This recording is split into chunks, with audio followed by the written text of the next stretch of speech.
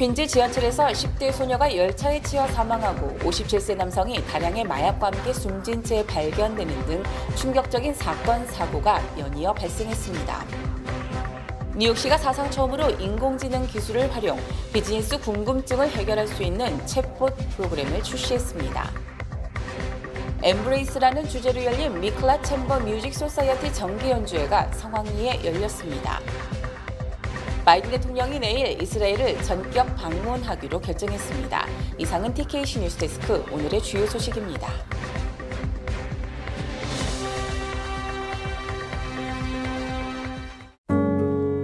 아름다운 제품에서부터 아름다운 사회를 만들기까지 키스는 뉴욕에서 시작하여 현재는 전 세계 12,000명의 직원들과 함께 끊임없이 도전하는 기업입니다. 사람을 생각하고 존중하는 기업. 키스는 한인들이 사회의 주인공이 될 수 있도록 든든한 버팀목이 되겠습니다. 글로벌 뷰티 기업 키스. 당신을 위해 더 든든해졌습니다. 당신을 위해 더 넓어졌습니다. 당신의 가능성을 위해, 당신의 비즈니스를 위해 20년 한결같이 사람이 중심이 되는 은행. 20년의 든든함으로 더 큰 가능성을 만들어갑니다.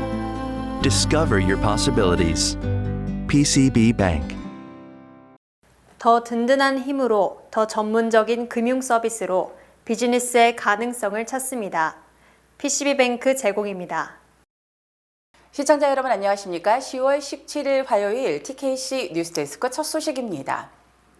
퀸즈 지하철에서 10대 소녀가 열차에 치여 사망하고 57세 남성이 다량의 마약과 함께 숨진 채 발견됐으며 73세 여성이 무차별 공격을 당하는 등 충격적인 사건, 사고가 연이어 발생했습니다. 오늘 오전 6시 40분경 퀸즈 지하철역에서 10대 소녀가 의료적 문제로 의식을 잃어 선로로 떨어진 후 다가오는 열차에 치여 사망했습니다.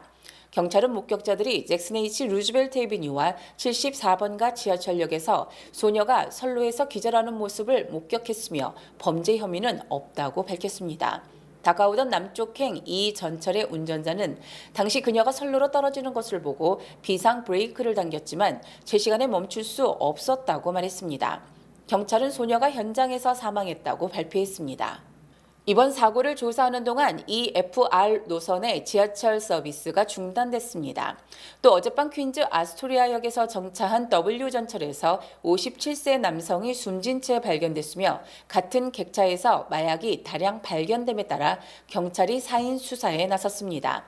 해당 사고로 인해 WN전철이 몇 시간 동안 지연됐습니다. 또 같은 날 아침 맨하탄 57번가 역에서 73세 여성이 무차별 공격을 당해 얼굴과 왼쪽 눈에 외상을 입는 사고가 발생했습니다. 월요일 오전 2시 30분경 북행 R 열차를 기다리던 여성에게 20대 추정 남성이 다가와 이유 없이 그녀의 얼굴을 주먹으로 가격했습니다. 이후 남성은 도주했으며 피해 여성은 인근 병원으로 이송되어 왼쪽 눈을 치료받았습니다. 경찰은 현재 사건을 수사 중이라고 밝혔습니다. 뉴욕시가 사상 처음으로 인공지능 기술을 활용해 비즈니스 궁금증을 해결할 수 있는 챗봇 프로그램을 출시했습니다. 에릭 아담스 뉴욕시장과 매튜 프레이저 뉴욕시 최고 기술 책임자 등은 16일 기자회견을 갖고 뉴욕시에서 사업을 하면서 궁금한 점을 AI에게 질문, 대답을 얻을 수 있는 마이시리 챗봇을 발표했습니다. 현재는 스몰 비즈니스 서비스국과 협력해 비즈니스 분야 질문만 AI가 해결할 수 있지만 앞으로 교육, 보건, 교통국 등 주요 분야로도 확대해 다양한 질문을 챗봇으로 해결할 수 있도록 할 방침입니다. 이날 발표된 마이시리 챗봇에서는 비즈니스를 하면서 궁금한 점을 질문하면 필요한 주요 정보와 세부 정보가 담겨있는 시정부 공식 홈페이지 등을 손쉽게 알 수 있습니다. 뉴욕시는 2,000개 이상 웹페이지를 챗봇에서 접근할 수 있다고 전했습니다. 엠브레이스라는 주제로 열린 미클라 챔버 뮤직 소사이어티 정기 연주회가 성황리에 열렸습니다. 자세한 소식 박채은 기자가 보도합니다. 지난 14일 링컨 센터 브루노 월터 오디토리움에서 열린 MCMS의 세 번째 정기 연주회는 300여 명의 관객들이 참석한 가운데 성황리에 개최됐습니다. 백진영 MCMS 예술감독은 음악은 하늘에서부터 오는 선물이라며 공연을 찾은 관객들을 아름다운 음악으로 포용하고자 하는 취지로 올해 정기 공연을 개최하게 됐다고 소개했습니다. 음악은 저희한테 주는 선물이라고 생각해요. 그래서 음악으로 통해서 관객들이 이렇게 포옹을 받는 그런 선물을 주고자 이런 무대를 만들었습니다. 이날 공연에는 특별히 지난 여름 미클랏 문화재단이 주최한 제1회 국제 청소년 음악대회에서 대상을 수상한 그레이스 첸 양에게 하나은행 USA 장학금이 수여됐습니다. 폴송 하나은행 USA 부행장은 예술을 통해 하나가 되고 마음이 치유되는 시간이 되기를 바란다며 어린 음악계 꿈나무들이 자신의 재능과 꿈을 펼칠 수 있기를 기대했습니다. Well, tonight I heard that Miklat means in Hebrew city of refuge. So I hope through tonight's performances that you guys find refuge, restoration, healing, and even inspiration throughout tonight's performances. And hope to see everyone again next year supporting these great performances. 장학금을 수상한 그레이스 양은 이날 로버트 슈만을 피아노 연주해 관객들의 뜨거운 박수를 받았습니다. I just feel like it's like so special. Like I've heard of like great like jazz artists and like classical artists like perform here, and the fact that I like have the opportunity to perform here, it's just really amazing to me. And I'll definitely remember this for the rest of my life. 미클랏 문화재단은 앞으로 더 많은 젊은 음악인들을 발굴하고 다양한 무대에 세울 수 있는 기회들을 마련하는 데 힘쓸 것을 다짐했습니다. 이 아이들이 연습을 통해서 무대에 섰을 때 거기에 얻는 그런 선물이 있어요. 내가 열심히 했기 때문에 이 무대에 쓸 수 있고 이 무대로서 모두 관객들이 나한테 이렇게 호응을 해준다는 그런 선물을 받기 때문에 이런 무대를 아이들이 쓸 수 있는 자리들이 없어요. 그래서 그런 무대를 아이들에게 만들어주고 싶었어요. 더 많은 학생들, 더 많은 기회를 주고자 그것도 또 뉴욕에서 이 문화의 중심적인 곳에서 아이들을 세워주고자 하는 그런 마음으로 내년을 준비하고 있습니다. 미클랏 문화재단이 주최하는 제2회 국제 청소년 음악대회는 2024년 여름에 열립니다. 바이든 대통령이 내일 이스라엘을 전격 방문하기로 결정. 과연 확전 일로로 치닫고 있는 중동의 긴장을 누그러뜨릴 수 있을지 주목됩니다. 지난 12일 이스라엘을 방문한 데 이어서 나흘 만인 어제 다시 이스라엘을 찾은 토니 블링컨 국무장관은 이스라엘 정부 인사들과의 8시간 마라톤 회의 끝에 바이든 대통령이 중차대한 시점에 이스라엘에 올 것이라고 발표했습니다. 블링컨 장관은 바이든 대통령은 이스라엘에 대한 미국의 연대를 재확인할 것이며 이스라엘이 하마스와 다른 테러리스트들로부터 국민을 지킬 권리와 의무가 있다는 점을 분명히 할 것이라고 강조했습니다. 백악관도 어제 별도 브리핑에서 바이든 대통령이 방문 기간 중 네타냐후 이스라엘 총리를 비롯한 전시 내각을 만날 것이며 그들의 전략 등에 대한 설명을 들을 것으로 기대한다고 밝혔습니다. 백악관은 미국은 확전을 원하지 않는다는 분명한 메시지를 보내고 있다고 강조했고 바이든 대통령은 이스라엘 방문 뒤 같은 날 요르단 암만을 방문, 요르단 국왕과 이집트 대통령, 팔레스타인 자치정부 수반 등도 만날 계획입니다. 바이든 대통령의 이 같은 행보는 이스라엘에 힘을 실어주는 것으로 과연 평화적으로 위기가 해결될지 아니면 바이든 대통령의 만류에도 불구하고 가자지구로 진격, 중동전으로 확대될지 관심이 집중되고 있습니다. 제닛 앨런 재무장관은 우크라이나와 이스라엘 등 두 개의 전쟁을 모두 감당할 수 있다며 자신감을 과시했습니다. 앨런 장관은 어제 방송된 영국 스카이뉴스와의 인터뷰에서 미국은 이스라엘에 대해 군사적 지원을 할 수 있는 여유가 있으며 러시아와의 전쟁에서도 우크라이나를 지원할 수 있고 지원해야만 한다고 말했습니다. 앨런 장관은 또 두 나라 모두를 지원하기 위한 자금 마련이 최우선 순위이며 관련 법안 마련을 위해 하원 다수당인 공화당이 하루빨리 하원 의장을 뽑아야 한다고 주장했습니다. 앨런 장관은 미국은 이스라엘과 함께하고 이스라엘이 자신들을 방어할 권리가 있음을 분명히 밝혔다며 하지만 가능한 민간인의 생명은 보호해야 한다고 강조했습니다. 뉴저지주가 미 전역에서 학교 내 괴롭힘 문제가 상위 5개 주에 속한 것으로 나타났습니다. 박채은 기자가 전해드립니다. 개인금융정보업체인 월렛허브가 11일 공개한 미국 내 괴롭힘 문제가 큰 주 조사에 따르면 캘리포니아가 1위를 기록했으며 뉴저지가 4위, 뉴욕과 코네티컷은 각각 39위와 35위로 비교적 낮은 순위를 기록했습니다.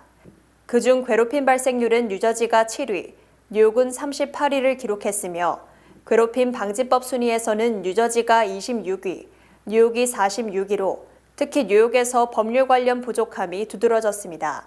이번 조사는 괴롭힘 발생률, 괴롭힘에 대한 영향 및 그에 따른 치료, 괴롭힘 방지법과 관련한 20가지의 세부 항목에 점수를 매겨 순위를 측정했습니다. 앞서 올 2월 뉴저지 버클리 타운십에 위치한 센트럴 고등학교에 재학 중이던 14세 아드리아나 쿠치는 학교 내에서 여학생들의 집단 괴롭힘과 구타를 당한 후 며칠 뒤 자살해 지역 전체에 큰 충격과 슬픔을 안겼습니다. 가해자들은 피해자 아드리아나를 때리는 영상을 소셜미디어에 유포하며 수치심은 물론 위협과 정신적 트라우마를 안겨줬고 등교를 거부하던 아드리아나는 끝내 스스로 목숨을 끊었습니다. 같은 달 뉴저지 마운트 홀리 중학교에서도 학교 및 온라인상에서 괴롭힘을 당한 11세 페리시아 루알보 메넨데즈가 학교 화장실에서 스스로 목숨을 끊었습니다.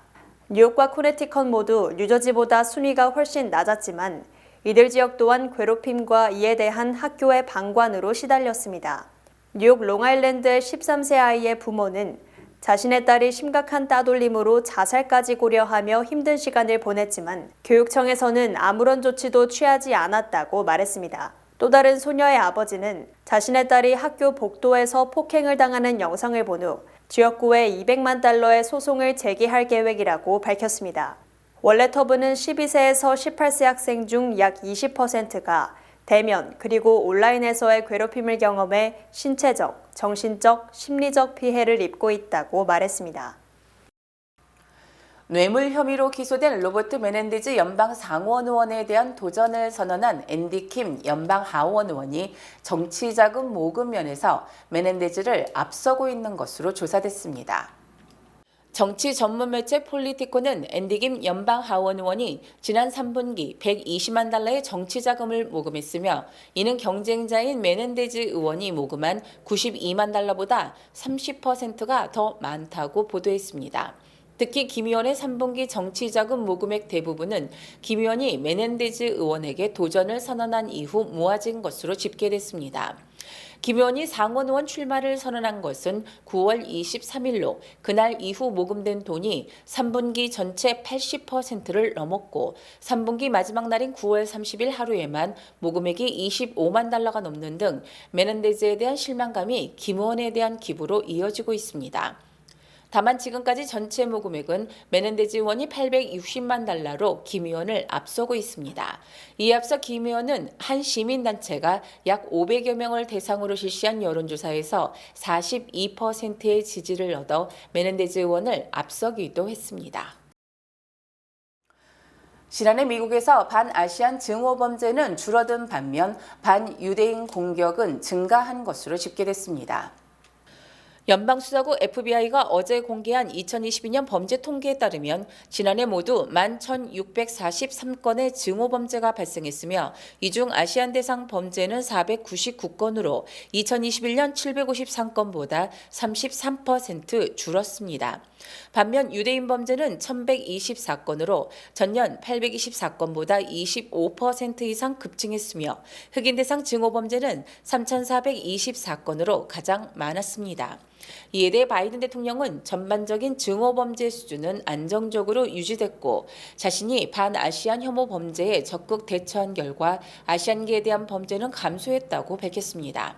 바이든 대통령은 또 이스라엘에서 하마스가 자행한 사악한 테러로 폭력을 우려하는 미국인이 있음을 안다며 우리 정부는 계속해서 반유대주의와 이슬람 혐오에 맞서 싸울 것이라고 강조했습니다. 최근 5년간 병역 의무 대상자 중 한국 국적을 포기한 남성이 무려 2만 명에 이르며 이 중 미국 국적을 취득한 사람이 가장 많은 것으로 조사됐습니다. 한국병무청은 지난 2019년부터 올해 8월까지 병역 의무 대상자 중 19,818명이 한국 국적을 포기했다고 밝혔습니다. 한국 국적 포기 이유로는 유학 등 장기 거주로 외국 국적을 취득한 뒤 한국 국적을 포기한 경우의 국적 상실이 14,570명으로 전체 74%에 달했고, 선천적 복수 국적자로 한국 국적을 포기한 국적 이탈이 5,248명, 26.5%를 차지했습니다. 또 국적 포기 뒤 미국 국적을 취득한 경우가 8,096명으로 전체 절반이 넘는 56%에 달했고, 일본이 2,407명 17.5%, 그 뒤 카나다, 호주, 뉴질랜드 등의 순으로 집계됐습니다. 연준 내에서 인플레이션이 둔화되고 있으며 기업들이 고금리로 어려움을 겪고 있다며 금리 동결을 주장하는 목소리가 커지고 있습니다. 패트릭 카커 필라델피아 연방준비은행 총재는 어제 중소기업들이 금리 인상으로 어려움을 겪고 있다며 연준이 추가로 금리를 올려서는 안 된다고 강조했습니다. 하커 총재는 인플레이션을 막기에 충분한 수준으로 금리를 인상했으며 현 시점에서는 신용 경색 등을 고려해야 한다고 주장했습니다. 오스탄 골스비 시카고 연은 총재도 미국의 인플레이션 둔화는 한 달 동안의 일시적 현상이 아니라 지속되는 추세라며 간접적으로 금리 인상 반대 의견을 밝혔습니다. 굴스비 총재는 영국 파이낸셜 타임즈와의 인터뷰에서 미국 인플레이션 둔화는 부인할 수 없는 추세이며 다음 달 금리 결정과 관련해 아직 마음을 정하지 않았지만 금리 인상보다는 현재 수준을 얼마나 유지할지 논의해야 한다고 말했습니다. 또 통화 긴축을 선호하는 로리 로건 달라스 연은 총재는 국채금리가 급등했기 때문에 연준이 기준금리를 추가로 인상할 필요성이 줄었다고 말했으며, 크리스토퍼 윌러 연준 이사도 현재 긴축 상황 자체가 금리 인상에 해당한다고 밝히며 추가 금리 인상에 반대했습니다. 올 연말 쇼핑이 크게 위축될 것이라는 우려가 제기되고 있지만 코로나19 이전 수준은 넘어설 것이라는 설문조사 결과가 나왔습니다. 글로벌 컨설팅 업체 딜로이트가 지난 8월 30일부터 9월 8일까지 미국 소비자 약 4,300명을 대상으로 설문조사를 실시한 결과 소비자들은 올 연말 쇼핑 시즌에 평균 1,652달러를 지출할 계획이라고 답했습니다. 이는 지난해보다 14% 증가한 것이며 팬데믹 이전인 2019년 1,496달러보다도 10% 정도 많은 것입니다. 또 올해 쇼핑에 나설 것이라는 응답도 95%에 달해 지난해 92%, 2021년 89%보다 더 높았으며 응답자의 82%는 선물보다 집안 장식품 등을 우선 구매할 것이라고 답했습니다. 선물에 대한 지출액도 지난해보다 9% 정도 증가하지만 선물 개수는 1개 정도 줄일 것이라고 답한 반면 가족을 위한 의류나 장식품 구매는 지난해보다 25% 정도 증가할 것으로 기대됩니다. 추수감사절부터 연말까지는 미 최대 쇼핑 시즌이지만 UPS나 페덱스 등 택배업체들은 올해 상품 배송이 감소할 것으로 보고 배송료 할인 등 고객 유치에 나서고 있습니다. 인플레이션이 장기화되면서 미국의 20대 젊은 층도 소비를 줄이는 등 생활 패턴을 바꾸고 있는 것으로 나타났습니다. 뱅크 오브 아메리카는 이른바 G세대로 분류되는 18세에서 26세를 대상으로 경제적으로 성공하는 데 장애가 되는 요인을 조사한 결과 53%가 폭등한 생활비라고 답을 했다고 밝혔습니다. 또 이들 G세대 4명 중에 3명꼴인 73%가 지난 한 해 동안 물가 상승 탓에 소비 습관을 바꿨다고 답했습니다. 특히 43%는 외식 대신에 요리를 더 자주 하고 40%는 옷 구매를 줄였으며 33%는 식료품을 살 때도 꼭 필요한 품목만 구입한다고 설명했습니다. 이처럼 생활 습관을 바꿨다는 응답자들은 앞으로 인플레이션이 둔화되고 물가 압박이 줄더라도 향후 1년 동안은 바꾼 습관을 유지할 것이라고 답했습니다. 또 G세대 10명 중에 4명은 저축액이 줄어들거나 빚이 늘어났으며 이 중 27%는 가족이나 친구로부터 돈을 빌린 적이 있다고 설명을 했고 향후 1년간 경제가 나아질 것이라는 답변도 24%로 2021년 같은 조사 때 41%보다 훨씬 낮아졌습니다. 아시아나항공 미주 지역 본부가 가을을 맞이해서 한국을 방문하는 여행객들을 위한 항공권 특가 판매 이벤트인 트래블마트 어텀 2023 행사를 실시합니다. 트래블마트는 한국행 항공권 경품 이벤트로 매년 봄과 가을 두 차례 아시아나 홈페이지를 통해 개최되고 있습니다. 이번 이벤트는 10월 16일에 시작돼 11월 6일까지 진행되며 LA, 뉴욕, 시애틀, 샌프란시스코, 호놀룰루 등 미주 출발 한국행 항공권을 최대 10%까지 저렴하게 구매할 수 있습니다. 뿐만 아니라 이번 이벤트에는 푸짐한 경품 퀴즈도 준비돼 있어 정답자 중 추첨을 통해 에어팟 맥스, 애플워치, 보스 스피커 등 여행에 함께하면 좋은 선물을 제공합니다. 아시아나항공은 미주 주요 노선인 LA, 시애틀의 증편 운항 계획도 밝혔습니다. 12월 1일부로 시애틀, 인천 노선을 1회 더 추가 운행할 예정이며 LA 노선은 내년 3월부터 초대형 항공기 A380을 추가 투입해 매일 2회 운행할 예정입니다. 다채로운 경품을 포함해 저렴한 항공권 구매 혜택까지 제공하는 트래블마트 어텀 2023 행사에 대한 자세한 내용은 아시아나 홈페이지에서 확인할 수 있습니다. 뱅크 오브 호프가 뉴욕, 뉴저지 진출 25주년 기념 개인 체킹 계좌 프로모션을 진행합니다. 개인 체킹 계좌를 개설할 가장 좋은 기회, 지금 가까운 지점을 방문하세요. 본 프로그램은 희망을 설계하는 전문가들의 은행, 뱅크 오브 호프 후원입니다. 주요 단신 전해드립니다. 트럼프 전 대통령이 오늘 오전 3주째 자산 부풀리기 의혹 재판이 진행 중인 맨하탄 카운티 지방법원에 다시 출석했으며 SNS를 통해 판사가 정치적 인물이며 사법제도가 부패했고 붕괴됐다고 주장했습니다. 캐시 호컬 뉴욕주지사가 뉴욕주와 이스라엘과의 연대를 확인시키기 위해 17일 이스라엘을 방문했습니다. 즉흥적인 호컬 주지사의 이스라엘 방문은 바이든 대통령 방문 일정과 겹치게 됩니다.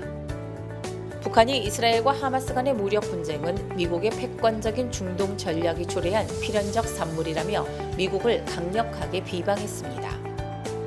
지난해 롱아일랜드 나소 카운티와 서포 카운티 교통사고 사망자가 243명으로 지난 2015년 이후 7년 만에 가장 많은 것으로 조사됐습니다.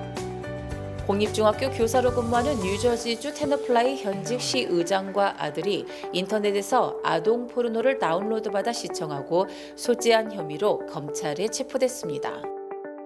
어제 아침 5시 반쯤 롱아일랜드 서포 카운티 선라이즈 하이웨이에서 65세 남성이 길을 건너다 SUV 차량에 치여 현장에서 숨졌습니다. 어제 아침 8시쯤 브루클린 크라운 하이츠의 16층 빌딩에서 31세 남성과 27세 여성이 총에 맞아 부상을 입었습니다. 모기지은행협회가 연준의 금리 인상 사이클이 거의 끝났으며 내년에는 주택시장이 활기를 띨 것이라고 전망했습니다.